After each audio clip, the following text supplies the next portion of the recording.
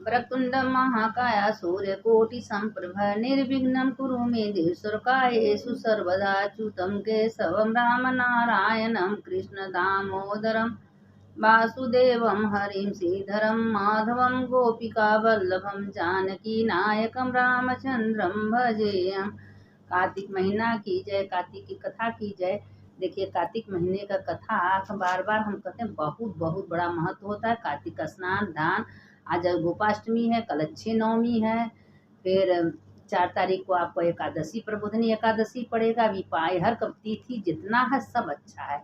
एकम द्विज तक ये त्रिजटा का नहान एकम को है, सुंदर द्विज, ये 7 दिन, कम से कम 8 दिन आप लोग अच्छे से नहा लीजिए, भगवान का नाम लीजिए, कथा सुनिए। इससे करने से पूरे जीवन भर का पुण्य। देखिए, अब अच्छे नवमी के दिन हम कल है, तो जो हम कोहड़ा का दान का बताएं, ब्रह्मांड का दान का महत्व होता है। तो ब्रह्मांड तो हम लोग देखे नहीं है, लेकिन आज हम लोग सोचते हैं कि इसका कोई महत्व नहीं, कि इसका महत्व आज न तक, इसका फल अंतिम मिलता है, मिलेगा। कोई अच्छा कर्म का फल व्यर्थ नहीं जाएगा। बुरे कर्म का फल मिलता है तो अच्छे कर्म का भी फल मिलता है।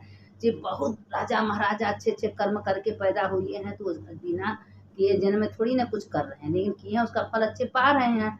तो इसलिए अच्छा कर्म आप करिए, उसका फल भगवान आज न तक देवे करेंगे। बात तो गोपाष्टमी है, गौ को सेवा करना है, गौ का दिया बत्ती आरती उनको भोजन देना है। कल अच्छी नवमी है, औला के पेड़ तर आप बनाइए, खाइए, ब्राह्मण को भोजन कराइए। जितना कल जप तप करेंगे अच्छे हो जाए, कभी नष्ट होने वाला नहीं है। कल कुछ भी जैसे गंगा स्नान कर रही हैं, स्नान दान ब्राह्मण भोजन जो भी अच्छे कर्म करेंगे वो अच्छा हो जाएगा, कभी उसका नष्ट होने वाला नहीं है। अब देखिए, अब आगे का कथा सुनिए। धर्मदत्त बोले, तीर्थ दान तथा व्रत आदिकों से पाप दूर होते हैं, परंतु प्रेत देह में स्थित तुच्छ दुखिया का उन पर अधिकार नहीं है। तेरी ग्लानि को देखकर मेरा मन खेद युक्त हो रहा है, और उद्धार किए बिना मेरा मन सुखी न रहेगा। 3 योनि को देने वाले तेरे पाप अतिशय उग्र है और अति निंदनीय है। प्रेत योनि से देखिए जो कलहा है, वही कह रही है कि अपना पुण्य हमको दे दीजिए, मेरा उद्धार कीजिए। हजारों हजारों साल हम दुख भोग रहे हैं, इतनी पाप कर्म की। देखिए, पाप का फल मिल रहा है ना उसको, तो ये गलत तो शास्त्र लिखा नहीं है, शास्त्र की बात हम बोल रहे हैं। इसलिए अपने करने का फल सबको मिलता है। वो अपने पति का निंदा की, पति को खाने को नहीं दी, पति के वजह से अपना जहर खा के मर गई, तो अब वो ब्राह्मण से कह रही है, प्रेत योनि भी थोड़े पुण्य से क्षीण न होगी। अतएव जन्म से आज तक जो मैंने कार्तिक व्रत किया है, उस पुण्य के आधे भाग से तू उत्तम गति को प्राप्त होगी। क्योंकि यज्ञ दान तीर्थ तथा व्रत के पुण्य से कार्तिक व्रत के पुण्य की समता नहीं हो सकती। जितना यज्ञ करिए, दान करिए, पुण्य करिए, लेकिन कार्तिक के बराबर कोई महीना नहीं है। क्योंकि कार्तिक विष्णु भगवान का तिथि है, महीना है। इसलिए लोग कहते हैं राधा दामोदर, राधा दामोदर सिर ही चढ़ाइल। राधे दामोदर का बहुत बड़ा महत्व है। भगवान कहते हैं जहाँ कथा पुराण होती है, जहाँ भजन कीर्तन, तो उसी जगह हम वास करते हैं। तो नारद जी बोले, ऐसा कहकर जैसे ही धर्म दत्त ने उसे द्वादक्षर मंत्र सुनाया, और जो ओम नमो भगवती वासुदेवा का मंत्र सुनाए और तुलसी दलों से मिश्रित जल उस पर छिड़का, तैसे ही वह प्रेत योनि से छूट गई और जलती हुई अग्नि की ज्वाला के समान दिव्य रूप धारण कर सुंदरी लक्ष्मी के समान हो गई। देखिए, थोड़ा सा जल, तुलसी जल छिड़कते ही वह लक्ष्मी के समान हो गई। तब उसने ब्राह्मण को दंडवत प्रणाम किया और हर्ष से गदगद वाणी से बोली, हे ब्राह्मण श्रेष्ठ, मैं तुम्हारे प्रसाद से नरक से छूटी, पाप के प्रभाव में डूबी हुई मेरे लिए आप नौका हो गए। नारद जी बोले, उस ब्राह्मण से ऐसी कहती हुई कलहा ने प्रकाशमान तथा विष्णु जैसे रूप वाले गणों से युक्त विमान देखा। उस कलहा को पुण्यशील और सुशील नाम के द्वारपालों ने उत्तम विमान में बैठाया। अब देखिए, खाली पुण्य देने से उसका अभी कितनी जन्म बाकी था पाप की वजह से, लेकिन वह कलहा को पुण्यशील और सुशील दोनों अपना विमान लेके आए, बैठा के लेके गए। द्वारपालों ने उत्तम विमान में बैठाया। उस समय विमान को धर्मदत्त ने विस्मित सहित देखा। उन गणों को विष्णु का रूप मानकर पृथ्वी पर दंडवत प्रणाम किया। पुण्यशील तथा सुशील नामक दोनों विष्णु के गणों ने प्रणाम करते हुए ब्राह्मण को उठा के उसकी प्रशंसा की और धर्मयुक्त वचन बोले। गण बोले, हे दुष्येष्ठ, तुम बहुत अच्छे हो और विष्णु की भक्ति में सदा रत रहोगे। तुम दीनों पर दया करने वाले धर्मज्ञ और सदा विष्णु के व्रत में तत्पर रहने वाले बालकपन से आज तक तुमने जो कार्तिक का व्रत किया था उसका आधा फल देने से कलहा के 100 जन्मों के संचित पाप नाश हो गया। 100 जन्म के कलहा के पाप नाश हुआ खाली आधा पुण्य देने से। इतनी बड़ी कार्तिक महीना का महत्व है। प्राप्त हो गया इसके पूर्व जन्म के पाप को स्नान ही से दूर हो गए और हरि का जागरण आदि जो तुमने किया उसके फल से यह विमान आया है। हे साधो, यह नाना प्रकार के भोगों से युक्त वैकुंठ को जा रही है। जो कार्तिक में तुमने दीप दान किया है उसके पुण्य से उसे यह तेजस्वी रूप प्राप्त हुआ है। कार्तिक व्रत के किए हुए तुलसी आदि के पूजन से सो तुमने उसको पुण्य दिया है, उससे यह विष्णु के समीप जाने की अधिकारिणी हुई है। और हे कृपा निधे, इस जन्म के अंत में स्त्रियों समेत तुम भी विष्णु लोक को जाओगे और विष्णु के वैकुंठ भवन में भगवान के समीप रूपवता बनेंगे तुम। जैसे मतलब कि तुम अपना पुण्य दिए हो, तुम भी विष्णु के लोक में जाओगे। वह सब ब्राह्मण से बता रहे थे जय विजय। मुक्ति को प्राप्त हो गए। हे धन्य हे और कृत और उन्हीं का जन्म सफल है। उन्होंने भक्ति से तुम्हारी भांति विष्णु पूजा की है। भली भांति पूजित विष्णु मनुष्यों को क्या फल नहीं देते। जिन्होंने उत्तानपाद के पुत्र ध्रुव को निश्चय स्थान प्रदान किया और जिन भगवान के नाम स्मरण से ही मनुष्य सदगति अर्थात उत्तम गति को प्राप्त होते हैं। ग्राहक द्वारा पकड़ा गया गजेंद्र जिन भगवान के नाम स्मरण से विमुक्त हो उनके समीप प्राप्त हुए और जय नाम का गण कहलाया। तुमने भी विष्णु भगवान का पूजन किया है, इसलिए तुम भी कहीं हजारों वर्ष तक दोनों स्त्रियों समेत संसार में भोग करने से उनके समाप्त प्राप्त होगे। तदंतर जब पुण्य क्षीण हो जाएगा तब पृथ्वी पर आकर सूर्यवंश में उत्पन्न होंगे।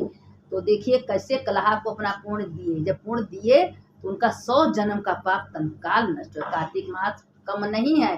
जो कार्तिक महीने में स्नान करता है, दान करता है, अपना पुण्य किसी को देता है, उसका तत्काल मुक्ति होती है। एक तो होने से तीसरी कलहा के साथ रहेगी क्योंकि वह तुम्हारे आधे पुण्य की अधिकारिणी है। उस जन्म में विष्णु पृथ्वी में तुम्हारे समीपता को प्राप्त होंगे और स्वयं तुम्हारे पुत्र होंगे, देवताओं का कार्य करेंगे। विष्णु को प्रसन्न करने वाले तुम्हारे इस कार्तिक के व्रत से न यज्ञ, न दान और न तीर्थ अधिक है। अर्थात यह कार्तिक का व्रत सबसे ज्ञात श्रेष्ठ है। विप्रेंद्र, तुम धन्य हो। इसी से तुम्हारे द्वारा भगवान को प्रसन्न करने वाला यह व्रत संपन्न हुआ और इस व्रत के आधे भाग के फल को प्राप्त करके कलहा हमारे साथ श्री भगवान के समीप जा रही है। यही जो कलहा है यही कैकेयी हुई है। यही कैकेयी होके राजा दशरथ होंगे। जो ब्राह्मण है वो राजा दशरथ होंगे क्योंकि आधा पुण्य दिए तो आधा अर्धांगिनी उनकी बनेंगी। तो ये जब देखिए ये पुण्य जो है मामूली बात नहीं है जो अपना पुण्य किसी को देता है। और देखिए बताए हैं कि सब तीर्थों में, सब व्रत में सबसे उत्तम व्रत है कार्तिक महीने। तो कार्तिक महीना में स्नान, दान, जप, तप, पूजा बाद व्यर्थ नहीं। आप गौ का पूजा कर रही हैं, गोपाष्टमी के दिन आप अच्छे नवमी को कोहड़ा का दान कर रही हैं, स्नान।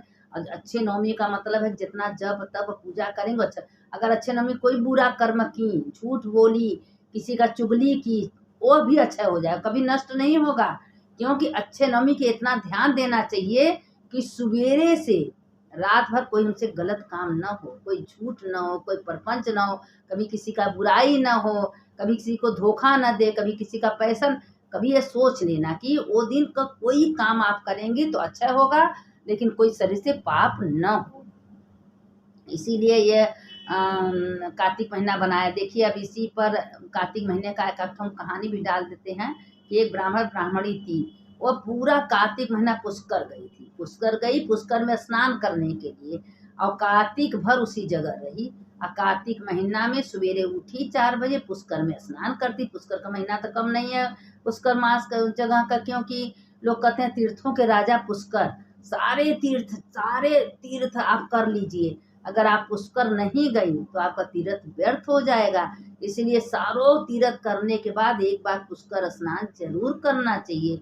और जो पुष्कर में जाके दर्शन करे, पुष्कर में स्नान करे, ब्रह्मा जी का, सरस्वती माता का, गायत्री माता का दर्शन करता है, उसके समस्त पाप नष्ट हो जाते हैं।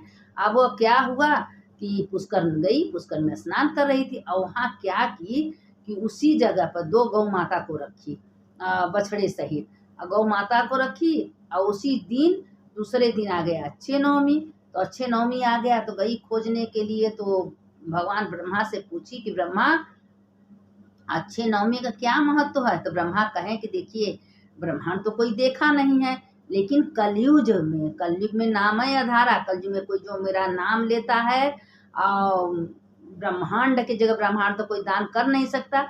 तो जो कस्बा कोहड़ा है, अगर उसमें गुप्ती दान कुछ भर के और उसका पूजा करके जो दान करता है ब्राह्मण को, तो पूरे ब्रह्मांड में, तो मरने के बाद उसको ब्रह्मलोक, ब्रह्मांड में पूरा स्वर्ग का मकान, सीढ़ी सब मिलता है। तो इसे ब्रह्मांड कहते हैं कि पूरे ब्रह्मांड का दान होता है।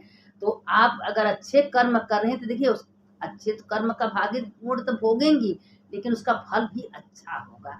तो वो अपना गई, खरीद के पंडित जी को बुलाई, पुष्कर में स्नान की। स्नान करने के बाद गौ माता को पूजा तो रोजे करती थी, गौ माता को गौग्रास देती थी, खाना खिलाती थी। गौ माता के आशीर्वाद से उसका सारा काम हो जाता था। तो एक दिन पुष्कर में नहाई तो गौ माता में इतनी चमत्कार था तो 101,000 ब्राह्मण उसके घर में आए तो सबको आदर पूर्वक सम्मान दी। तो कहीं आप लोग यहाँ ठहरिए, तो कहें अरे हम लोगों का भोजन पानी कौन करेगा। कहें आप चिंता मत करिए, भोजन पानी आप लोग को सब मिलेगा। गौ माता को प्रार्थना की और कामधेनु गैया थी, गौ माता से कहे गौ माता कोई ब्राह्मण भूखा न जाए। अब गौ माता के शरीर से पूरे 56 प्रकार का भोजन निकलता, सारे ब्राह्मण कहें ऐसा भोजन तो हम कभी जिंदगी में नहीं किए हैं, इतना बढ़िया स्वादिष्ट भोजन कहाँ से तुमको प्राप्त हुआ है, तुम्हारे पास तो कुछ भी नहीं है। तो कहे मेरे पास कुछ नहीं है, गौ माता तो है, गौ माता हम लोग को रक्षा करती है, वही खाना देती है, वही सब कुछ करती है। अब उसमें जो एक ब्राह्मण थे उनको लालच लग गया तो उनके दिमाग में ये आ गया कि ये गौ तो मेरे पास होना चाहिए। अब वो चोरी करने के लिए से, देखिए बुरे कर्म का फल तो बुरा मिलता है। और जानते हैं उस दिन क्या था, दूसरे दिन की बात थी, वो दिन रहा था अच्छे नवमी। अब अच्छे नवमी में अब वो अपना बेचारी नहा धो के पूर्ण तो कर ही रही थी, कोहड़ा वोड़ा दान की, कोहड़ा का दान की। तो जो ब्रह्मा थे वो कहें भाई तुम पूरे ब्रह्मांड का दान करती हो। तो अब जो ब्राह्मण थे उसमें कोई, सब अच्छे तो होते नहीं, 1,000 ब्राह्मण थे, तो उसमें से कोई लालची भी था।